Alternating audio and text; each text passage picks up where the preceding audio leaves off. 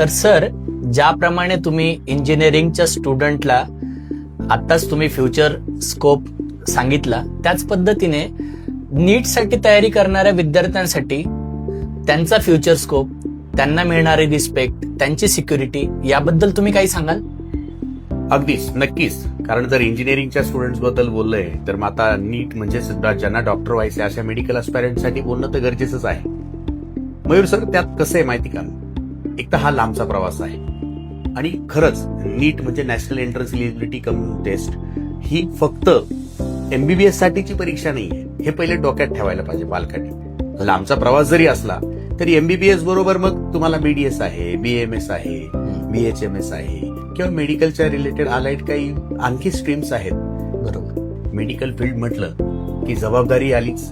पुढे ज्यावेळी तुमचं करिअर होतं त्यावेळी जबाबदारी येते आणि लोक अगदी आजही म्हणजे पुढे स्कोप आहे तर स्कोप आहेच आहे ना. आजही लोक डॉक्टरला देवच मानतात ना. आणि नवनवीन येणाऱ्या आजारांवरती अजून बऱ्यापैकी संशोधनही तिकडे बाकी आहे. पण मी एवढंच सांगेल की पाथ सिक्युअर्ड आहे का, तर त्यासाठी दीर्घकालीन म्हणजे लॉंग टर्म कमिटमेंट पाहिजे. आता हा पाथ त्या विद्यार्थ्यांसाठी योग्य आहे, मी पुन्हा सांगेल, की ज्यांच्यात पेशन्स आहे, ज्यांच्यात कन्सिस्टन्सी आणि एक सर्व्हिस माइंडसेट आहे, त्यांनी नक्कीच नीट करावी, डॉक्टर व्हावं, काही प्रॉब्लेम नाही.